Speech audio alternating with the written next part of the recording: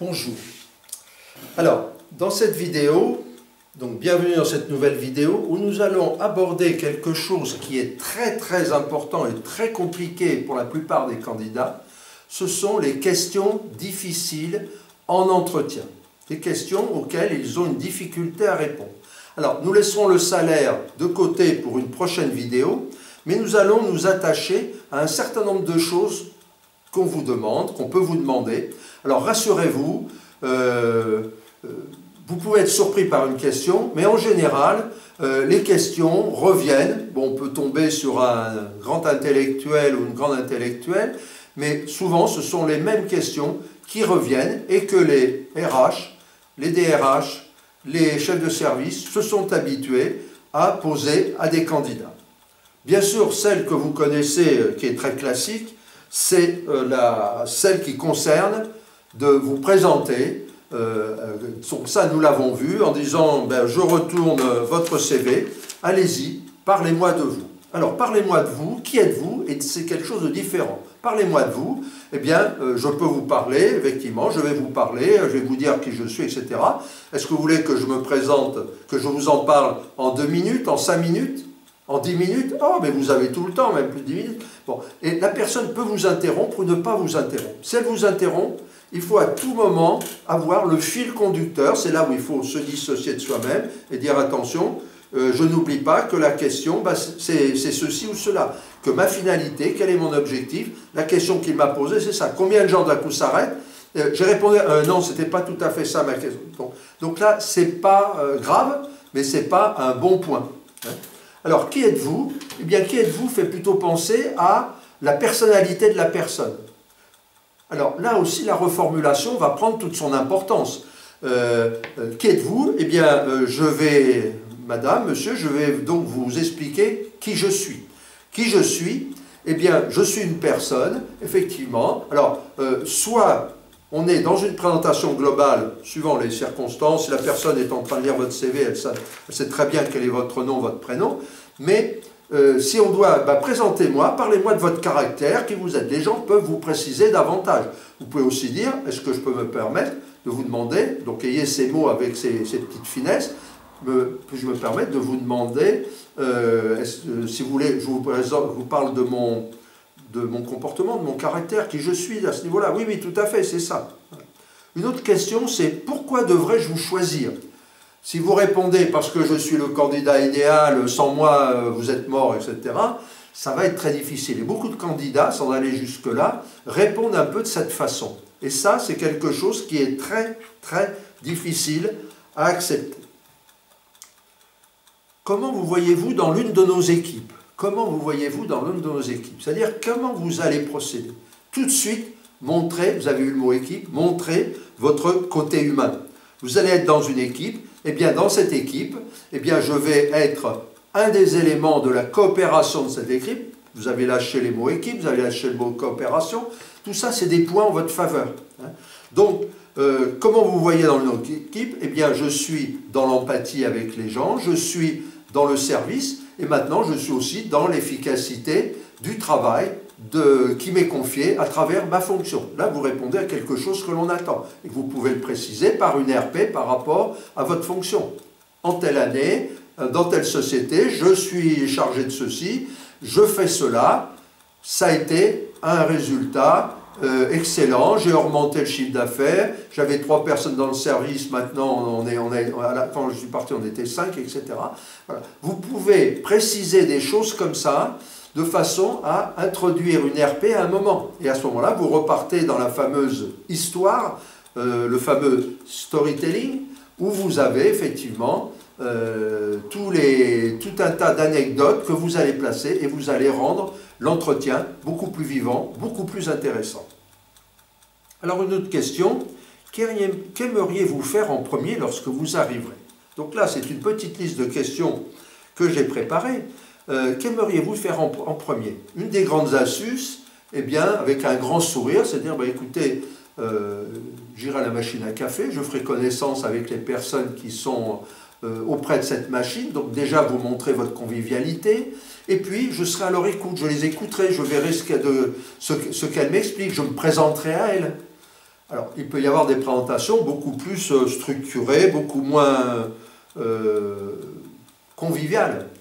Et à ce moment-là, je rentre dans mon service, je vais faire connaissance avec l'équipe, je vais me présenter auprès de l'équipe, je ne vais pas demander aux gens de se présenter, et moi éventuellement j'oublie de me présenter, à ce moment-là, je vais créer le lien, le contact. Comme on l'a déjà dit aujourd'hui, beaucoup de gens sont un peu repliés sur eux-mêmes. La période Covid n'a pas été très bonne pour les relations. Donc je vais montrer aujourd'hui que je suis quelqu'un générateur de relations, et à ce moment-là, de coordination entre les personnes et entre les équipes pour qu'on puisse évoluer tous ensemble. Pourquoi cherchez-vous un job? Alors ça, effectivement, c'est une question qui peut surprendre parce que la réponse est pour avoir de l'argent et du travail. C'est ce qu'on pourrait dire très, très simplement et très honnêtement. Là, il faut monter d'un cran. Comme tout le monde, pour avoir une occupation intéressante, pour avoir effectivement une rémunération.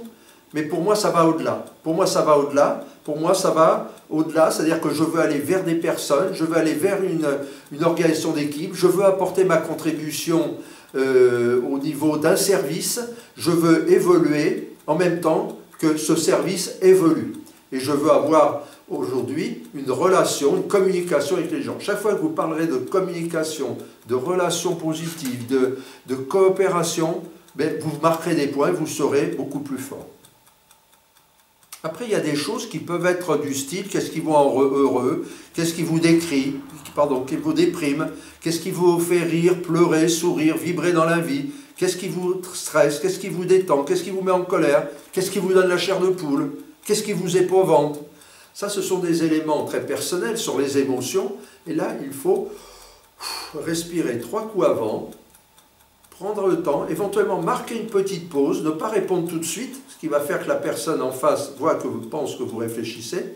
Et puis comme vous avez préparé ce genre de questions, vous l'avez noté, vous l'avez entendu, vous pouvez revenir sur les images en repartant en arrière, je vais réfléchir et je vais trouver quelque chose d'un petit peu original. Si je dis, moi je pleure chaque fois que je vais au travail, ça ne va pas être formidable. Qu'est-ce qui vous fait vibrer dans la vie? Je ne sais pas trop... voir des oiseaux passer, ça ne va pas être quelque chose qui va montrer que vous avez une forte personnalité. Par contre, ce qui me fait vibrer dans la vie, c'est de voir que les gens autour de moi sont heureux, que les gens ont un emploi, que les gens ont une vie de famille heureuse, que les gens ont une vie matérielle heureuse, qu'ils mangent à leur faim, c'est-à-dire que les gens ont un minimum de satisfaction. Et là, nous revenons à la fameuse pyramide de Maslow, où les besoins, tranche par tranche, je vais être de ceux qui collaborent, qui coopèrent pour que ces besoins soient satisfaits s'ils ne le sont pas. Donc, ce qui me rend heureux dans la vie, voilà. Donc vous pouvez faire un peu de romance, ce qui vous stresse, c'est l'injustice, par exemple, voilà. Alors après, on peut trouver qu'est-ce qui vous détend? Ce qui me détend, c'est le sport, parce que le sport, j'aime la compétition, j'aime l'action, etc. Donc là, vous reportez des choses du travail et vous montrez des choses positives. Quel est votre hobby? Ça, c'est une grande question très généraliste. Quel est votre hobby? Mon hobby, c'est la pêche à la ligne. Mon hobby, alors si c'est quelque chose où si vous devez travailler en équipe et que vous avez quelque chose qui est très individualiste, c'est-à-dire vous pouvez être toute la journée à la pêche à la ligne, tout seul au fond d'une forêt, dites, moi j'adore aller avec des amis à la pêche à la ligne, on se fait un bon repas sur place, on se fait des grillades, là vous montrez votre... À travers la question qui vous est posée, ce ne sont pas des questions pièges, car ces questions, on les appelle aussi des questions pièges. Ce que l'on va chercher, c'est voir comment vous vous exprimez, sur quel ton, avec quel non-verbal, avec quel changement de rythme dans la conversation, comment vous communiquez avec la personne. C'est ça que l'on cherche à travers ces questions. Je vais vous en présenter d'autres. Quelle expérience vous a le plus marqué professionnellement? Alors le mot marqué, attention, ce qui m'a marqué, c'est une expérience où ça a été une réussite, et là, boum, RP, je pense, effectivement, en 2020, à la société Schmurz, magasinier, j'ai eu une équipe avec moi, autour de moi, nous étions une équipe, on déjeunait ensemble, on avait un chef d'équipe qui était très attentif à chacun, et nous apportions beaucoup chacun à l'équipe, nous avions un sens du dévouement extrêmement important. Si vous parlez comme ça à quelqu'un qui est responsable d'une supply chain, eh bien vous allez lui faire boire du petit lait, vous allez lui répondre, lui dire ce qu'il a envie d'entendre, et puis reformuler à nouveau. Vous savez, si on vous dit quelle expérience vous a le plus marqué professionnellement, on peut dire quelle expérience, oui, alors la personne va continuer ou vous allez continuer. Quelle expérience vous a marqué? M'a marqué professionnellement. Donc vous montrez que vous êtes dans la réflexion. Mais vous pouvez aussi dire, quelle expérience vous a le plus marqué professionnellement? Donc tout ça, vous allez accumuler ces données. Je vais vous laisser jusqu'à la prochaine vidéo. Nous allons continuer sur ces questions. Et je vous remercie déjà de cette attente. Et nous allons voir une autre série de questions qui peuvent vous être posées. Merci.